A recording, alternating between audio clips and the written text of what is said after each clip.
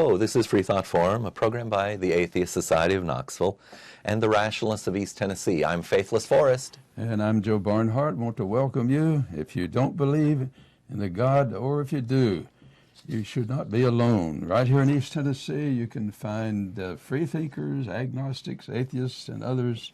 It's a program just for you. Call in, and we're committed to rooting in our thinking in science and free of supernatural beliefs if we can. All righty. Well, on today's show, we want to take a closer look at Thomas Paine, founder and free thinker. But we need to talk about our sponsors a little bit. All right. The Atheist Society of Knoxville is a fun meetup group. We have weekly get-togethers, and tonight's meetup is at Barley's Taproom and Pizzeria in the Old City, starting at around 5:30. Look for the silver-jacketed copy of The God Delusion standing upright on the table, and as Matt Dillahunty at Atheist Experience says, everyone is welcome to our happy hour for food, drink, and conversation. But if you plan to preach, proselytize, provoke, or punch, please don't. Okay, the Rationalists of East Tennessee this is a group with several regular monthly meetings. The first and third Sunday mornings of the month are usually lectures with a good open discussion. The second Sunday is Open Skeptic Book Club. And on the fourth Sunday, we're mixing it up. Sometimes with a get-together, we have reflection meetings and potluck, and sometimes in people's homes. Sometimes play board games and a movie or other activities. In other words, just more fellowship. Yes, indeed. All right, well, later on in the show, we will give you our websites to visit for additional details, including times and locations. We didn't prepare anything for In the News today, unless Joe wants to comment on it. We're going to move right on into the program. Move into the program. Well, Joe, it's 2016. It's been a while since I've been here in the studio with you. It's nice to be here again. Good to be with you again, with our audience. So it's January. We've almost run out of January, and that's what kind of brings us to the topic of today's show. Thomas Paine, yes. All right, and why January? Well, it's his birthday. His birthday. Presumably January 29, 1737. All right, well. Founding fathers. And it's the first of his two birthdays. Yes. So I get to ask the question in case viewers didn't get that. Joe, what do you mean he has two birthdays? And that's my line, because I don't know the answer that you do. All right. Well, here, I can read this. Thomas Paine was born before the change from the Julian calendar to the Gregorian calendar. Good deal. This happened in the British Empire in the 1700s. So just like many of America's founders, Thomas has a birthday as it would have been recorded on a birth certificate of January 29. But after 1752, the change to the Gregorian calendar moved his birth date to February 9. So on February 9th, the average weather is going to be a little bit less wintry. The days will be a little longer, and that'll be the way it was on the day when Thomas Paine was born. So we can still wish him a happy birthday. Well, he's not there to hear it, but we will celebrate his birth anniversary. And, you know, the fact that it moved nearly 2 weeks, it moved, I think at the time the adjustment, it was 11 days. Oh, okay. And since then, the two calendars have moved further apart. They're either 13 or 14 days apart at this time. No. And if you look on some calendars, we get calendars that we hang on our refrigerator from the office supply place, and they will often list when the Greek Orthodox Christmas is, and they still follow the Gregorian calendar. Yeah. All righty, well, we say happy birthday to Thomas, and... So what about him? What did he believe? What's his views?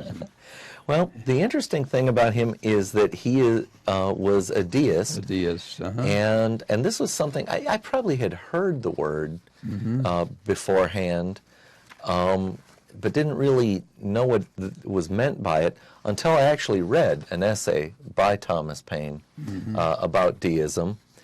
And I found myself rather surprised that there was this sort of view that wasn't a non-belief, which is the worldview I have, versus what I understood to be, beliefs in a supernatural and a creator. That this was a very unexpected, for me, middle ground between the two. Yes. When did you first learn about deism, Joe? Well, probably when I was a teenager, because I was real interested in this. About 17. And the main thing that I learned is that some of the founding fathers were deists, and that was their way of holding to some version of theism without the supernaturalism and without taking any kind of scripture as an infallible guideline. In other words, from their point of view, God created nature with all its structure and order, and you interact with nature and with each other, and that's how you develop morality. So, you implied you did this as a teenager. This was before you had gone to college? Well, I did some reading when I was 17. I went to, oddly enough, what was called Southern Bible Institute, Okay. which was downtown Here in Knoxville? here in Knoxville. And Okay. I remember my mother coming to the top of the stairs saying, "Son, it's time to go to bed. No more reading." I just got interested in reading about these things. So when I was in high school, in I think it would be 10th grade, Western civilization, we began with the ancient Egyptian, Sumerians and Egyptians, and worked through the Greeks and Romans and through the Middle Ages, and eventually reached the Renaissance. And I know that we were told about Thomas Paine's Age of Reason, his book, Age of Reason, in that class. I don't know that the word deism came up in that class. Well, in the classes, they usually talk about this political impact and forget about the religious aspect. Well, but Age of Reason is a religious impact.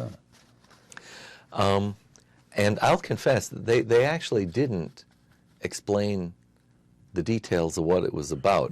What he was about is the monarchy and the Church of England, for example, were so wed together that by opposing monarchy, he also opposed Christianity. Well, or at least opposing the Church of England. The Church of England, certainly. And, of course, the head of the Church of England, the king, would claim something like divine right. By the time of our revolution, the king wasn't trying to assert divine right in the same way it was during the time of Charles. But it was there, yes. But there was certainly, to rebel against George III was still to, put yourself at odds with the church that he led. The Church of England, yes. Yeah. Very definitely. And, of course, you had a church over in Rome with one claiming to be the universal church. And, of course, you had the Eastern Orthodox, which split that was centuries before that. So, when I read Thomas Paine's essay on what is deism, I found myself kind of surprised by it. And we've got some quotes here from Wikipedia that talk about his beliefs. Do you want to? Why don't we take these one at a time and maybe talk about them? You want to read about his beliefs? Most clear and long established conviction that the Bible and the Testament are impositions upon the world. All right. That the fall of man, that's a doctrine, and the account of Jesus Christ being the Son of God and his dying to appease the wrath of God and salvation by a strange means, he calls it, are fabulous inventions. We should talk about the word fabulous, but maybe you want to get to the end of the sentence or two. And dishonorable, he says, to wisdom and the power of the Almighty. In other words, he's saying that the Christian version of Jesus having to die in order to be a means of atonement is an insult to human beings and to God both. Yes. It's violence. And so let's go back to that word fabulous. The connotation of the word fabulous we have today is to say, oh, that's something really good. That's just fabulous. You know, I had a fabulous meal last night. Well, he meant by that fabricated. Uh-huh. And the other way I wanted to say is fable. And we do recognize the word fable has the connotation of a story that is That's what that it is meant, yeah. that is not true. That is a story for story's sake. And So he believed in one God, and that nature was divine revelation, not supernatural. It's natural. so this word that, you know, the sentence where he says they are all fabulous inventions, it makes me think that now that I know what he means by fabulous there, that is, he's not pulling any punches there. No, I would he's assume that his contemporaries who are believers would find that insulting. Some wanted to put him in jail. Uh-huh. Oh, sure. In fact, over in England, he probably would have been in jail. That's why he was one of his many reasons why he wanted independence, and why Jefferson wanted to have a declaration of independence, so people could speak their own mind and have their own religion or their views of religion without having the state intervening on the pretense of correcting them. And so that, I guess, brings up the important point that Thomas Paine was an important writer and pamphleteer on behalf of the American Revolution. And I'm struggling to recall as accurate as I can, but he said that, you know, thinking men, I'm paraphrasing, that thinking men know that the break must come with England. And well, for one thing, he opposed slavery, which England was supporting. And, of course, there were many preachers trying to quote passages from the Bible to support slavery. And Thomas Paine thought that was wicked. Even if they had biblical support of it, they thought it's still wrong. And that's why he made some of the preachers very angry at that time. All righty. So there's some other statements about his belief. He talks about, I believe in one God and no more, and I hope for happiness beyond this life.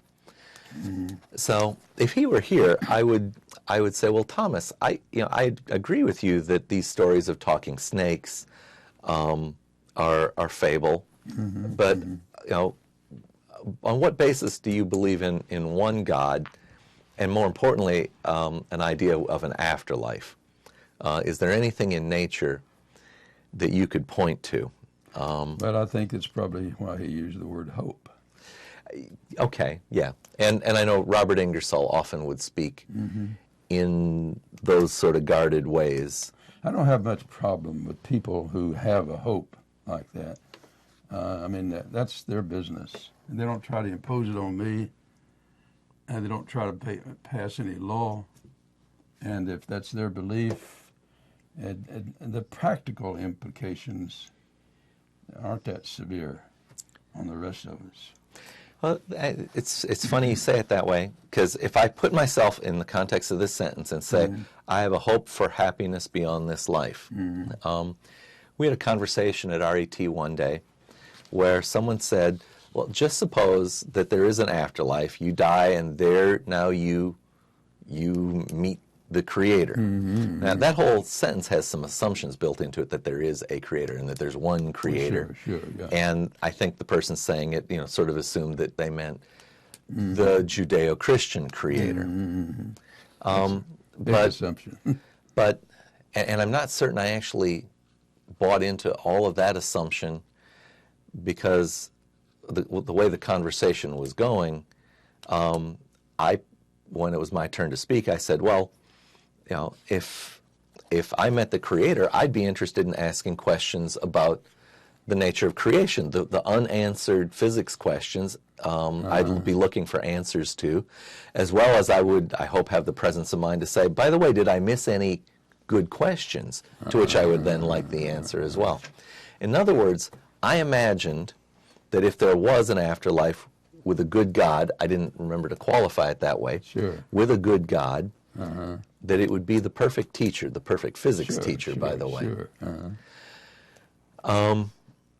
But after explaining, what I would, my reaction, which would be to ask questions and to be taught, I was quite surprised when a very important objection was raised to all of this, and to say, but wait a minute. Let's not forget all the suffering that's been in life, and that appears to be needless. This is one problem that bothered people like Thomas Paine. It's called the problem of theodicy, problem of suffering and evil. And what's interesting to me is in one of the greatest novels ever written, The Brothers Karamazov, this Christian writer has Ivan Karamazov raising the question of the innocent suffering of children, and doesn't give an answer in this novel. Probably because there's not a good answer. There is no answer if we assume that there is a good that's in control. And that was the presumption in this theory that I was looking at. And the point I was trying to make is that here I was thinking about, wouldn't it be great to have the perfect physics teacher? And in a sense, I missed the important moral question, which is to say, wait a second, if you're in charge here, I should have a serious beef with you. And that actually is the central, most important revelation I've ever had due to my participation with RET, that if there is a deity, that it can't be not held accountable for evil in the world. Because if there's a deity that is capable of being in charge, that it is either immoral or negligent. Or immoral, impotent, or negligent. There's a writer called Brightman, Edgar Sheffield Brightman, who argues that God has a rational center, this is his argument, the will to value, but also what he calls the non-rational given. The non-rational given. He means, all right. He means by that not all the divine energy can be totally controlled for moral purposes. I'm imagining sort of a child with an explosive amount of energy that, knocks stuff off the shelves now and then. And well, you can do that with children or grown people, grown men, and get the same thing. Yeah, I guess I was imagining childish as in a little bit more innocent and not knowing. But I guess if you assume something like omniscience, then it's even worse. By non-rational, it means that this is harm through tornadoes and that sort of, not willed by the deity.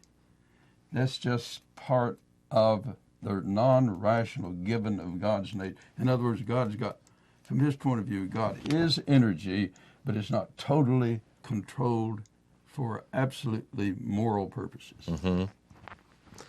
And I think that's one of the things Thomas Paine was struggling with. Interesting. Well, I wish he was here to answer these things. Let's grab one of these other sentences.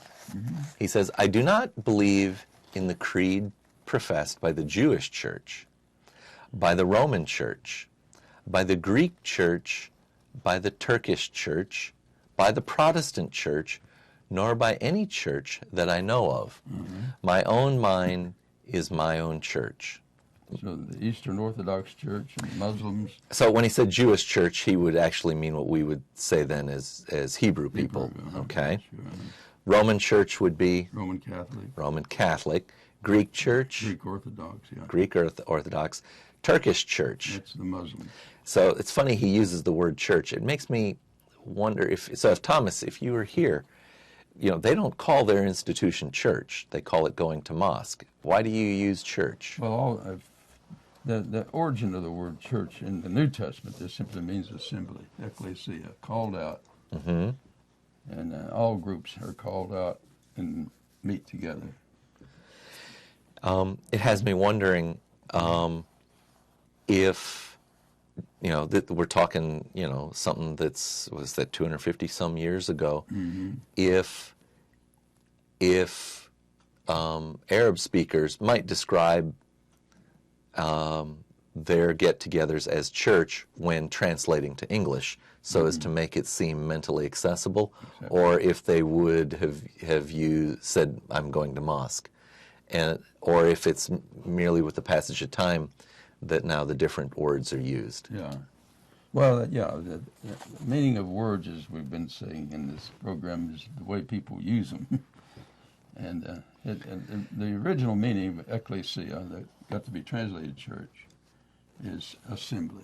Mm-hmm. And of course, whether you're a Muslim or a Greek Orthodox or an atheist, you get together, it's an assembly.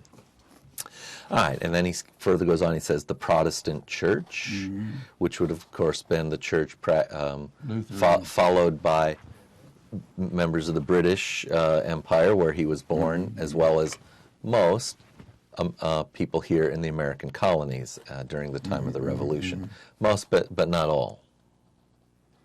Well, you had, even in those days, you had Baptists, you had Church of England, mm-hmm. and you had the Presbyterians. And they all called themselves Protestant. Protesting, yeah. That's what it's. Protesting. As in protesting against the Roman Church. Exactly. All right. Protesting against indulgences. We got a call. All right. Okay, let's hear what our caller has. Go ahead. Can you give us a name or a nickname, please? It's Charles from Central Illinois. Hello, Charles. Thank you for calling. Yeah, today's topic is, are we in the age of reason? Mm-hmm. Thomas Paine's Age of Reason, I think it is. Yes. Go ahead. That's what we're referencing, yes. Given the fact that we have Sarah Palin back on the main stage of the politics and all over the social media and so forth, would one wonder just if we are or if we aren't. But we also have Lawrence Krauss and Neil deGrasse Tyson and Professor Dawkins and all the rest of the guys out there. So it seems to be a mix of things. But I think most people would agree with you. Well, it's always been a mix, I'm guessing. You know, when the Enlightenment happened, that didn't affect everyone. No. But 1/3 of the entire population is certain that the universe is only 6,000 to 10,000 years old. So it's like, are we certain this is the age of reason? So there's a kind of a corollary question that I like to ask people. I would have first heard of Thomas Paine's book, The Age of Reason, in 10th grade Western Civilization class. But that's where I also heard the phrase, the Enlightenment. I'd heard the word Renaissance before then, but we learned certainly much more details mm-hmm. about what it means to say the Renaissance. So, Charles, the Renaissance began about when? What do you think? Well, there was more than one true Renaissance. There was several of them, but the first one, which started back in the 1200s, got sidetracked by a certain thing called the Black Death.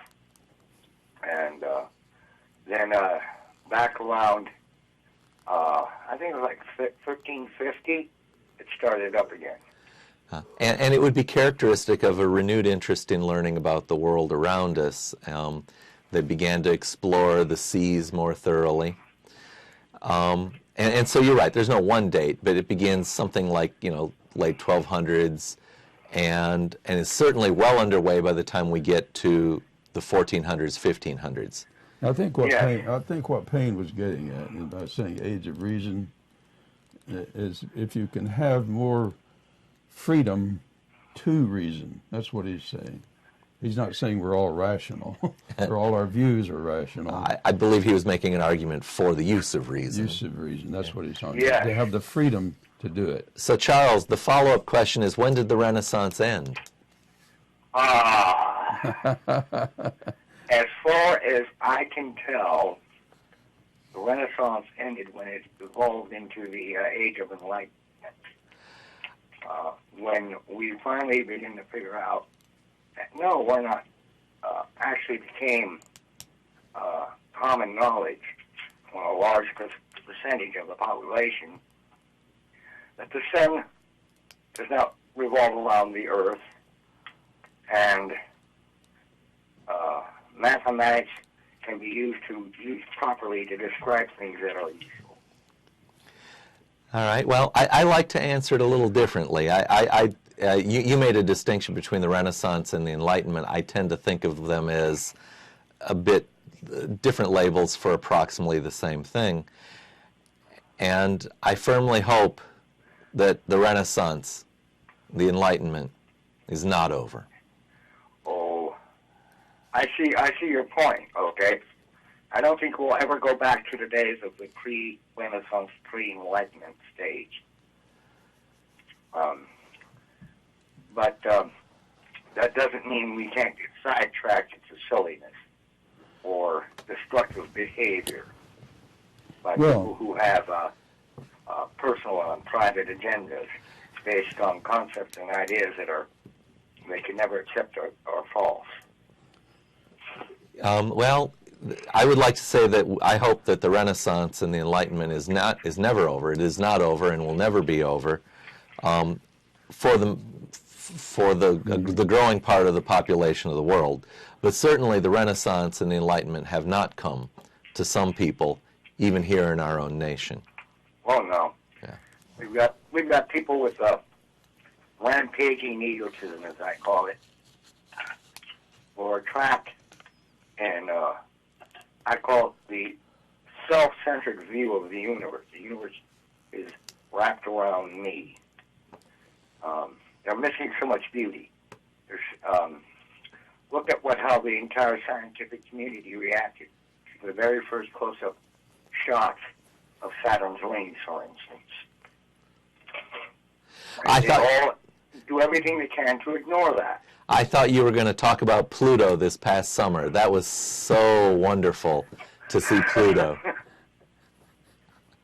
But Pluto, the photographs from Pluto, we sent a chunk of our machinery 4 billion miles, 4 to 6 billion miles, and we tagged it almost perfectly. Come on now. Yep. Who says science can't do anything? Yep. And then there's the predictions. Not prophecies, predictions. Haley's comet is the one I like the best. Yep. And so forth. So reason is the most useful tool we have for solving problems and learning things. And so in that regard, the age of reason cannot end, because every time we have to solve a problem or learn something that might help, we have to use reason. Yeah, it would be a mistake to think that reason started somewhere at 4 o'clock in the afternoon. We've all, to have been a species that could survive, we had to use some reason to make it. During my Western civilization class, we talked about the early half of the Middle Ages as the Dark Ages, and because actually very little writing survives from that time, and we're talking somewhere around, 600 A.D. to 1200 A.D. There's just not much written that survives. It's true. Yeah. And of course, all this is said with a Western-centric worldview. In Asia, things were happening. That's good. And even in the Middle East, things were happening. But in Europe, things were very bad in Europe. Yes. One of the principal reasons was that about 400 to 550 A.D., the church went on a rampage against written stuff that were written by non-Christians, the pagans, the philosophers, and so forth. They destroyed an immense amount of information. The entire Library of Alexandria is the most famous example of that. Yeah. Because they didn't want competing ideas to get in the way of them holding the only true truth in the universe. Yeah, the loss of that library in Alexandria was an enormous loss. And there were a lot of other libraries that they destroyed too, or changed into, what was it? They found one of Archimedes' lost scripts on a palmistry in the monastery that was about some kind of prayer, and it was his beginnings of apparently he was beginning to understand the concept of what we now know as calculus. So we're talking about. Well, some of those monks were destroying literature, and some of them were preserving it. So it's just like our day today. Yeah. And we've got the same thing under different titles. People destroying literature, destroying views that they can, not by refuting them, but actually burning them or simply doing away with it. And that's what I think Thomas Paine was about, with appealing to common sense. I think and I've mentioned this before, but I think he meant trying to bring together common knowledge and then have critical inquiry together. And that's why you have a society. It makes it workable. All of us come up with ideas, and we need our friends and neighbors to point out the flaws. Yes. And science needs falsification. Science needs to advance theories that are falsifiable. That is to say, they're can not be found out to be wrong. Yeah, exactly. In principle, they're testable. I like the word testable because It's good enough. For some people to say falsifiable implies that it has been falsified, and that causes confusion. We're Well, what talking it past means one it another. is possible it might be falsified. That's why it's Yeah. a ball. But that's one of the confusions we have with the English language. Yeah. Well, I'll let you guys go and have, Before you go, Charles, we got a little bit of winter down here. I'm guessing you got a lot more up there. Are you still digging out? we didn't get that much. It rolled just south of us, to be precise. The very bad stuff. We did get some cold winds, strong cold winds, wind chills down to about minus 17 and things like that. But not that much in the way of snow. Yeah, we got something like maybe 3 or 4 inches here, and it rained and was gone the next day. So it made for a day or two of challenging driving, but nothing like what happened to the west and to the north of us. All right, take care out there. I will. Bye-bye. Thank you for Charles. calling. Let's get to the question of deism again. All right, well, let's remind viewers, we're about halfway through the program, and we want to talk about our sponsors. In particular, we'll have something that comes up in February. But callers, this is a call-in show. Now would be a good time to call while we talk about, do our mid-program break.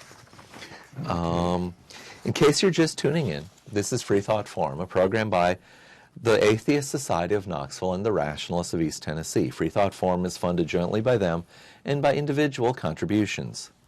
Okay, and we're on at 5 o'clock Eastern Time here in Knoxville, and the Channel 12 or Channel 194. Depending upon your cable system. And ctvknox.org you can find for the streamlining. All right, your out-of-town friends can watch us there. We are live today. It is January, I think it's 26th, 2016.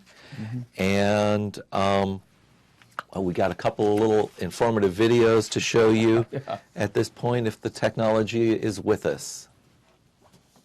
Snakes laughable? Do you prefer the scientific method over supernatural beliefs? Are you concerned about religious leaders and organizations imposing their values and rules on your body, your family, and the rest of our society? Well, take comfort in the fact that you're not alone. The Rationalists of East Tennessee meets weekly for fellowship and provides a forum for people who support skeptical thinking and rational discussion of these and other issues. To find out more information or to find out about our next meeting, visit us on the web at www.rationalist.org. If you live in or around the Knoxville area and are questioning your religious beliefs or simply believe in one less God than everyone else, well, you're not alone. The Atheist Society of Knoxville is a fun and friendly group of people just like you that meets twice a week at a bar or restaurant. We meet every Tuesday night following the show at Barley's Tap Room and Pizzeria for happy hour. You'll find our group either inside or on the patio. Look for Richard Dawkins' silver-jacketed book, The God Delusion, standing upright on the table. On Fridays, we meet at Agave Azul or the Beard and Beer Market. But if you plan to preach, proselytize, provoke, or punch, please don't. We all question what we believe at one point in our lives. If this is the time for you, come join us for food, drink, conversation, and fun. Do you find stories of talking... And it looks like we're back. Okay, the Atheist Society of Knoxville, or ASK, meets once or twice a week. We have evening meetup for fun, food and conversation and so forth. The purpose is to supply a venue for community, camaraderie, and outreach to atheists, agnostics, and freethought thinkers, and like-minded people. In other words, have some good disagreement and advance maybe new theories. Here in East Tennessee, a Tuesday morning, or rather Tuesday meeting, is and just before this program is at Barley's Pizzeria in Knoxville. That's the old city. And I think they were watching a Star Wars movie today, were they? Well, no. Some of us went to Star Wars and saw Star Wars. I forget if it was Christmas Day or the day after. Oh, okay. All right. Well, on the second Sunday of most months, the Rationalists of East Tennessee have the Skeptics Book Club. The title of the, I guess it's the February book, is One Nation Under God, How Corporate America Invented Christian America, by, I've written Kevin M. Cruz. I hope I haven't mangled his name too badly. And that will be on Sunday, February 14th. I guess that's also Valentine's Day, is it not? The public is invited to participate. You need not have read the book to attend, but of course it helps. Visit rationalist.org to find the rest of the calendar of books, and join us on February 14th at Books A Million on 8513 Kingston Pike, Knoxville, Tennessee. Well, today we're talking about Thomas Paine's legacy, and I want to mention something. I'm hoping you'll rescue me because I've forgotten where we've left off. Well, I wanted to talk more about deism. All right. Because this is a view that the universe is not miraculous. It has structure, order, and there are laws of nature, and that there is a creative power, and that's called God, according to the deists. Now, that goes back partly to Spinoza, who said he used the word God and nature interchangeably. All right. And he said when you have nature naturing, that is the creative part, you call it God. If nature natured, you call it nature. Now that's what Spinoza came up with. All right, I'm a little puzzled by that, but we've been signaled that there's a caller. So let's do that. Let's take our caller. Go. Hello, you've reached Freethought Forum. Can we get a name or a nickname, please? This is Larry. Hello, Larry. Thank you for calling. And do you have a comment or a question for us? Yeah, I wanted to talk about Thomas Paine a little bit. You were saying a little bit earlier that he believes in one God, no more. Right. That's an awful lot like most of the founding fathers. They weren't Christian per se, Right. but they still believed in gods. They were what we call a deist, as you know.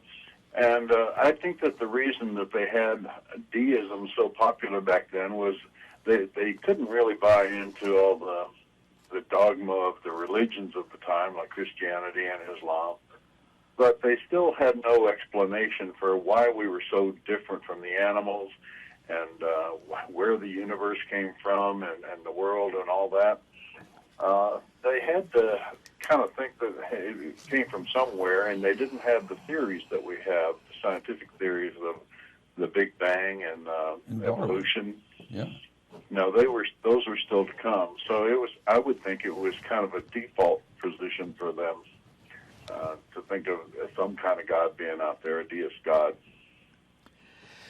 I forget if I've said it here while we were on the air, if it was, I said it to Joe while talking earlier, that I was very surprised by the assertions of deism when I first encountered them, because they represented a middle ground between my belief, my lifelong non-belief in the supernatural, versus traditional Christian ideas that, you know, I was aware of. And it was a surprising middle ground to me. I would never have guessed that middle ground. It almost seems, I'm tempted to say, an unappealing middle ground. It's like you've got a God, but he serves no purpose. If he's not intervening to do good, Right. he's failing the purpose of a God, which maybe ought to be to facilitate you're good. bootlegging in your version of what a God ought to be. In the There we place. go. Right. It's because that was my assumption of what God meant. Yeah, he's redefining the word God. Yeah. Right. And you got to keep in mind, this is before Darwin.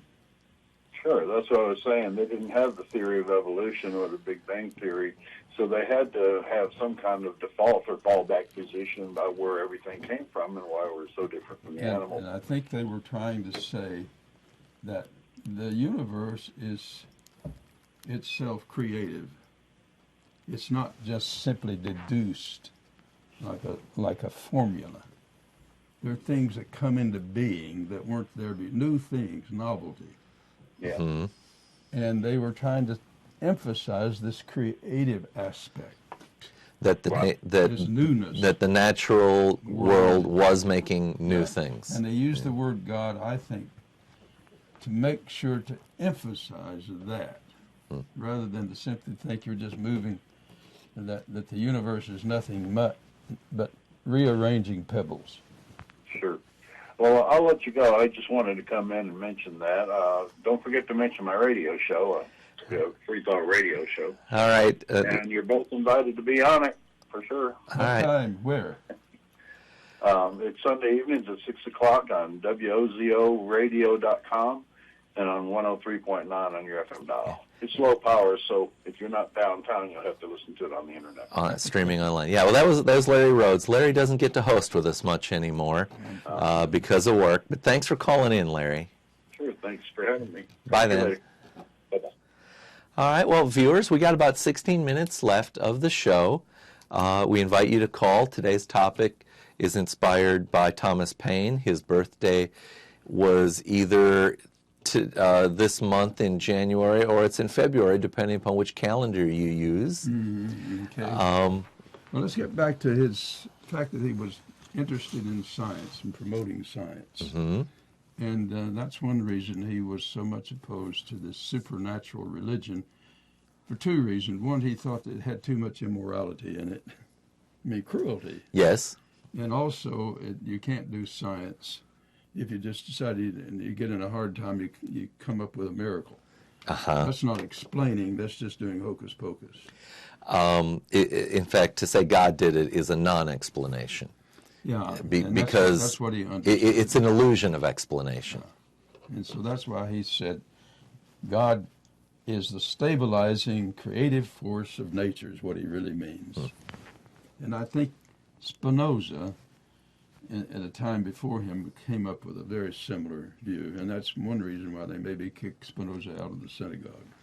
So I'll confess, I've never read anything by Spinoza, and you said synagogue, so okay, apparently he came from a Hebrew tradition, and I guess what I know about Spinoza is this alleged quote that Einstein said, I believe in Spinoza's God. But since now we're explaining one thing I don't know in terms of another thing I don't know. Okay, we got another caller, don't we? All righty. Joey, why don't you greet our caller? Okay, caller, let's hear who you are and go ahead. Caller is fine. Okay, speak good and loud so we can hear you. All right. I believe your microphone will catch up eventually. We got you now, caller. I know. Yeah, what I understand the last caller to say was something about deism was a default position from atheism. I don't think he meant from atheism. Well, I believe he did. Well, yeah, go ahead and make your point. yeah. Well, my point is he's wrong. Okay. Now, What do you think of deism Go then? ahead. Go Tell ahead. us and the other viewers. Well, first of all, because it seemed to be suggesting that Paine, the most famous deist of all, was deist because he wasn't smart enough to know about Darwin and all of this. At least that was what I was gathering. Mm-hmm. Well, but caller, there's no way you can be smart enough because there wasn't passage of time. You can't know about the future. So smart to say not smart enough is the caller's trying to make a point. Let's get now. well, but it's implying something that wasn't there. He said that Darwin had not had his theory out at that time. Very good. Okay. Very Well, good. but the fact of the matter is that evolution was around long before Darwin. The fact of evolution, right? No, evolution, the idea of evolution was around long before Darwin. Darwin only discovered the mechanism. Erasmus Darwin, Darwin's grandfather, Well, that's was true. already showing the relationship between man and animals, which your former caller mentioned. Yeah, and in fact, the ancient Greeks, I was about to say Plato, it's not, Aristotle, and others, they saw some connection there too, and they had kind of groped towards some of those ideas. But Socrates got himself killed by being a little too heretical, and the ancient Greeks didn't make further progress on that either. So. Well, the viewer and our caller's got a point. I mean, the phrase "rational animal" was long before Darwin. Yes. And that's the point he's making. And I know what you're trying to say. You don't want to say, well, deism is just a failing version of atheism or theism. No, it's what it is. Exactly. It's what it is. It is not any default position. It is simply what it is. Yeah, I don't like Deism does not believe in any sort of supernatural this or that. Right. And as far as the clockwork God, which is often brought up, Paine and the people in his era were not all of that stupid. They knew how the planets worked, and they knew that the planets had been set in motion, and they have. It's a good point. Our Big Bang has shown that the momentum that our planets and our galaxies have came from a particular place, and all that deism does is basically say that we believe in a God, but we believe your God is a bunch of horsepucky. Now that's the difference between atheism and deism. Atheism jumps forward to the idea that there's no God and just let's stop talking about it. Whereas deism goes at, atheism says you cannot prove or disprove a God. Deism says, yes, you can too. Let me ask you this.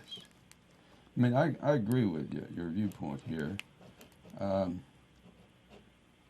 Would you say that all views are in the process of trying to better qualify themselves? I don't know. Sure, why not?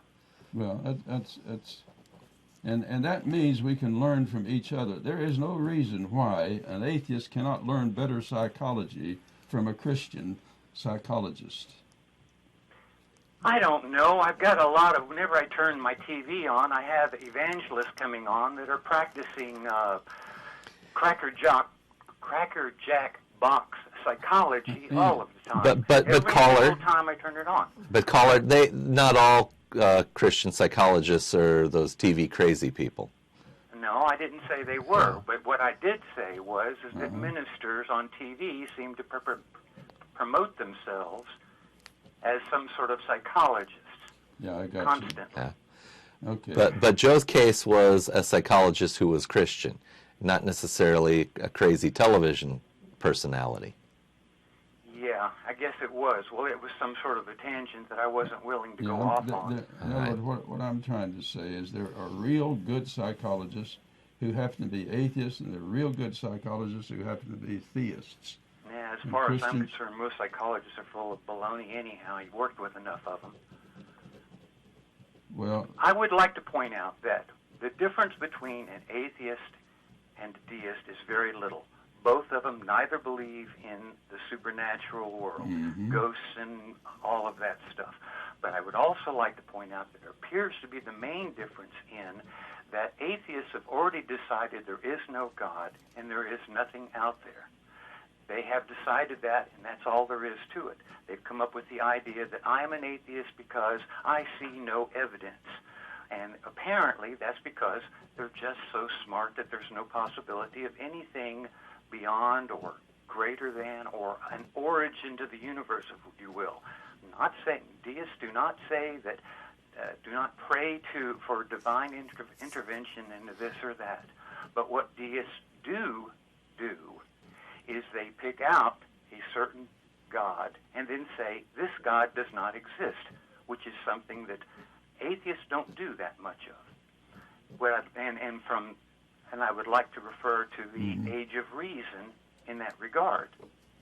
When Paine writes the book, he says, my rationale for this, or for the idea of a fact is if you have two people that have revelations, and those two revelations are in confliction with each other, then obviously one of them is wrong. One or both are wrong. Or both. Yeah. So there you have the deist process in effect, which is, if I can't find the mountain, or if I have looked at all of the mountains where Mount Olympus, the Greek gods are supposed to come from, and it doesn't exist, then that God doesn't exist. And thereby I have proven a negative. And when I have people who are espousing revelations and that are written in the Gospels and here and there and everywhere else, and I come to find out that they're conflicting with each other, then one or both of those have to be wrong. And therefore you have proven that one God doesn't exist. So what the deist does is prove that the gods don't exist one by one. And then what you have left over is the origin of the universe, and whereas Mr. Paine did not know about it at the time, now we do know that there was a Big Bang. So I get a little bit in defending the deists, and that's it. Very good. Well, thank you for calling in. All righty. We got about 6 minutes left. If you got anything quick else you want to add, otherwise we could clear the line and we'd have time to take one more call. Well, you haven't mentioned that the other moniker of Mr. Paine, the father of the Revolution. There you go. There we go. Thanks for getting that on the air today. I appreciate that. He wrote The Crisis and and I'm drawing a blank. Also, I don't believe you've mentioned that there was a God mentioned in one of the founding documents. Well, in the Declaration of Independence, we hear the phrase, nature and nature's God. And who is that? Well, we have to infer then, don't we? No, we don't. It doesn't seem to be the God of Abraham. They didn't mention Abraham, did they? No, but who was nature's God? With deism being one of the most popular philosophies or religions of the 1750s, who do you think the nature's God was? And the answer is, of course, I would like to read that into it just as well as you would. Well, what's your answer? Well, I believe it was the deist God, which is considered to be nature's God, since God is in nature. Yeah. And if there's any God to be mentioned, more than likely it would be some God that would be common or well known to the people of the time, not some esoteric type thing that they just happened to pop in there. Well, this is the assumption. And since the Declaration of Independence was written by another very most famous deist, Thomas Jefferson. The assumption behind all of this is whether you're in the Far East or in the New World of America, you have nature. None of them ever call him nature's God. They call him Yahweh. You're missing my Jehovah. point. Yeah, you got your point, but I'm trying to show another point. Okay. And what Jefferson and others are trying to say is universally you have nature.